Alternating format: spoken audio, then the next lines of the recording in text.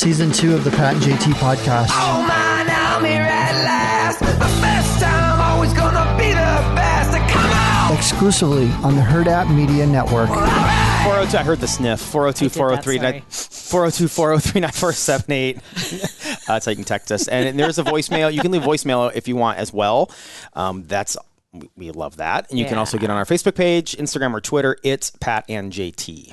All right, so you are like a Sopranos nerd, right? Oh, yeah, I love Sopranos. Right? So have you or are you going to see the prequel? I will, yeah. It's called The Many Saints of Newark, mm-hmm. and it's out. So you can see it in Omaha even this week if you wanted to. But I'm just looking through some of the stuff about it, and Ray Liotta's in that. Was he in Random? He was not in the original Sopranos. In any of the original stuff? He's in every, like, East Coast mob flick that ever, all of them.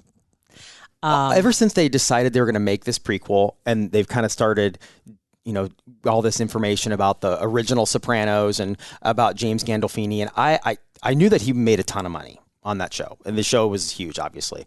But I didn't realize that he was was supposed to be in The Office. Like, he was going to be the Michael Scott of The Office, and HBO paid him $1 million not to take that job. It was right. They both kind of came out about the same time-ish, or the deals were being worked about the same time, around 2000, 2001. Gandolfini? Mm-hmm. I know. Isn't that crazy? Yeah, it was on Hollywood Reporter said that. That's crazy. Yeah.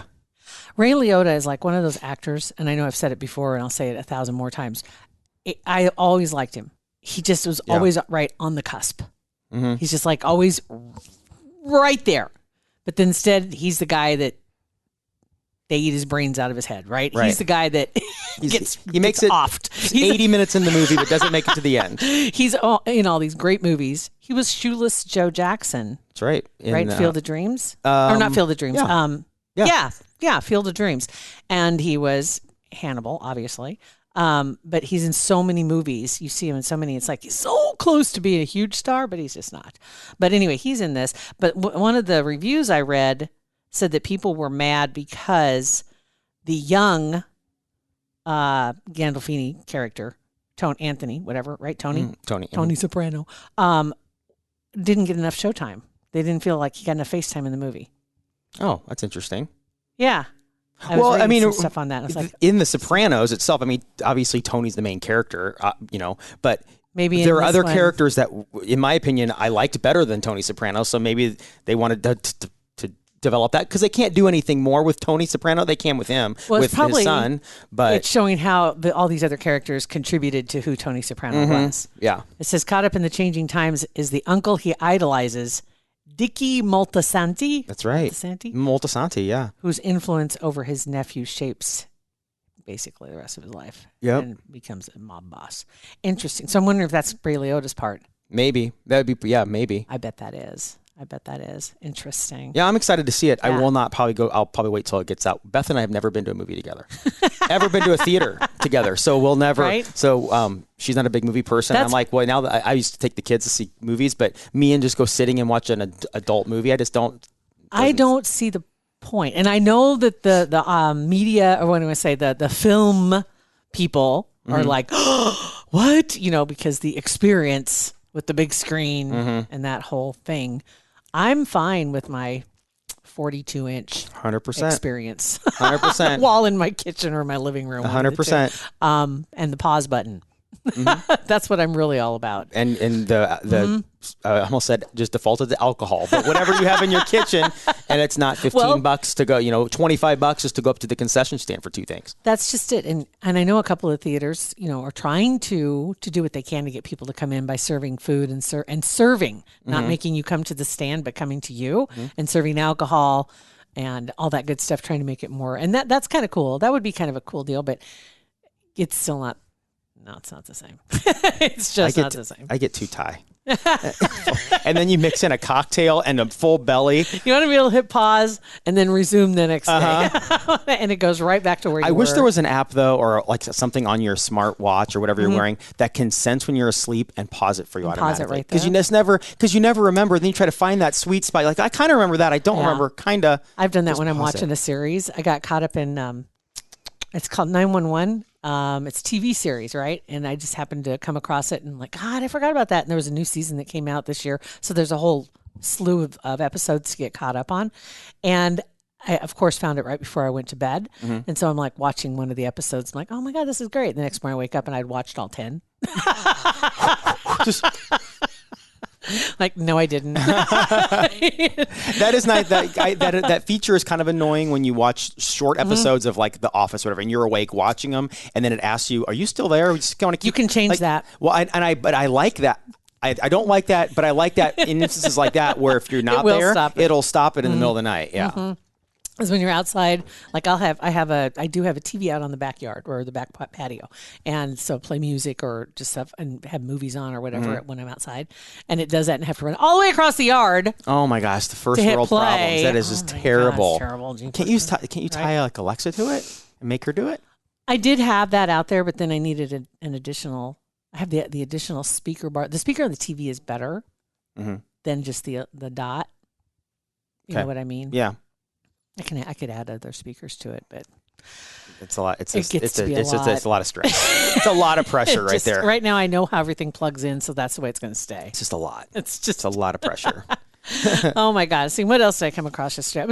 I got into there's a couple of websites. And speaking of which, did you know if TMZ was bought by Fox? It was. I just heard that last week. Yeah, that's when I saw it too, and I was like, wait, what? So they have all of the TMZ properties, and I can't remember what the price was. I think it was $5 million or $50 million. I think it was 50. I'd heard 50 million, something. Oh my God, he cashed in. So I'm wondering if Harvey's going to have anything more to do with it at all. Yeah, I don't know. That's a good question because he's kind of the juggernaut. It surprises me it was only 50 million. That's a lot, but it's like you'd think it'd be a lot more. But yeah, yeah. But then again, I wonder what they're, right now things are so different in that field. I'm kind of wondering, why Fox wanted to pay that much for it also on the other side, because everything is out there. It's not like it used to be. Yeah, true. Like, remember when Perez Hilton started? Yeah. And I saw an article about him, and he said, no matter how much, he'll never apologize for who he was, because he says, I'll never be forgiven for what I did, because he was awful to a lot of the stars. You remember he'd put the pictures and he'd handwrite stuff on them. Right, draw penises just on them. Disgusting. Yeah, it was terrible. And Brittany was like his favorite target. Yeah.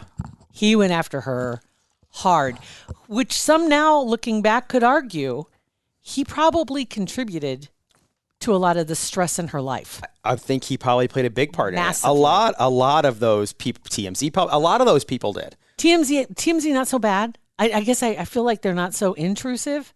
Yeah, they weren't as intrusive. They didn't lie, and they weren't mean. They just played videos. Like they didn't have commentary. It was just here's a video. This is what happened. So yeah, that's true. And Perez was almost bully like. He was. Yeah. Some of the things he would say about her and about her. Not to her, but some of the stuff he would say to other people was funny. But yeah, he was mean to Brittany. But he was a target himself, and I think that's why he'd always been bullied, and that's probably what contributed to his character early on. And then remember, he lost a whole bunch of weight, and he went through this whole transition. Then he adopted a kid or two. He's, it's like he turned this corner, and supposedly. But I saw that article with him, and he was talking about not apologizing because he'll never be forgiven for who he was at that time and what he did. And hey, he knows that it would never fly now, which it wouldn't. No, it wouldn't. Anything that he did, as a matter of fact. But at the time, it was great when it first started, and then it just got really awful. And it got old. It's like, it got old because it's like he had to hit so hard to get anybody's attention. Odd little callback to the beginning of the episode is Perez Hilton was on an episode of The Sopranos as he was. Yeah, it was and the nephew. Did they off him? No, they didn't. He was running taking tickets for a student show at a college, a jewel show, and the guys decided they were going to rob the show. Oh my God. The person who robbed the show, Perez Hilton, was the guy who got robbed, was Dickie Moltisanti's son. So that'd be his cousin. That would be Sopranos nephew. That's the nephew you're talking about. How his uncle's son? Yes, would be his cousin, right? Yep. Yeah. So it was this, oh my God, that's crazy. So you really do those. Remember those Yeah. shows? Well, I remember there are a couple people, like, I love watching these older shows, or not. I don't watch them for this, but if you see an older show and Yeah. you're like, oh, that person looks familiar, then you go and you look and see. And I did that with Yeah. him. I'm like, holy crap, that's Perez Hilton. And there's another girl that's on there that now she was on that. Do you remember the show People's Couch that used to No. be on? I think it was on Bravo, so you probably don't remember. But she was a comedian on there, and as a young girl, she was on that show as an extra on some college. She had some lines. I'm like, that looks like Julie. Oh, not Bowen, but Julie somebody. Anyway, Yeah. It was her. I love when you see that. You're like, Yeah. that person looks familiar, and it ends up being somebody that's big now. Going back and watching old episodes of really popular shows, right? That's what you're saying. Same thing. CSI is one of them. You see a lot of people went through CSI Yeah. that were up and coming. I haven't gone back and watched that again. That's a good one to go back and watch from the very beginning because it's interesting the changes that it goes through, and it doesn't. It ages pretty well. Yeah. In the grand scheme, just because of the topic and the subject matter. And then there's one other one that came up, and I thought this was kind of an interesting little story. But when Prince Phillip passed away, I thought we were all done with this. Yeah. But there was a big announcement yesterday that his will is going to be sealed for 90 years. And apparently, Why? Right, that was the first thing. Like, why 90? Why 90? And they said it was to preserve the dignity of the Queen. Well, she's not going to be around much longer. I mean, And I'm like, are they planning on her sticking around a little longer than we thought? what is going 'Cause on? 90 more years. But apparently it is typical with the higher ups when somebody passes away in the monarchy or whatever, to seal the will for the next generation. So they went for 90 years.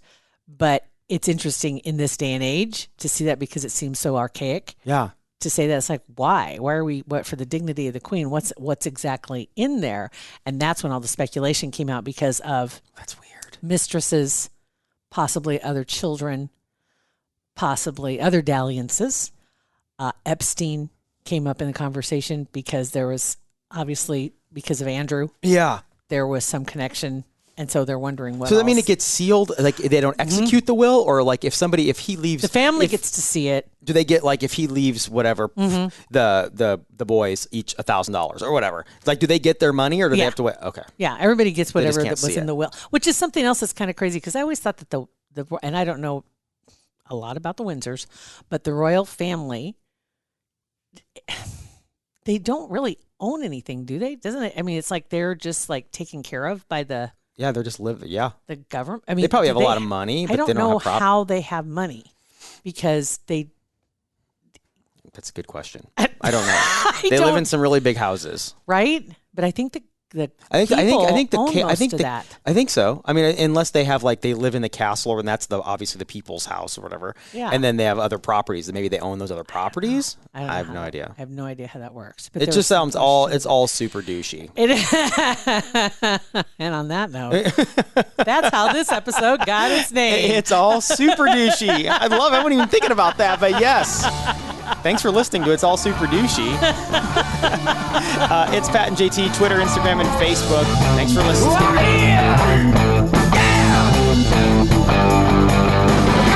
Pat and JT Podcast, a Hurrdat Media Production.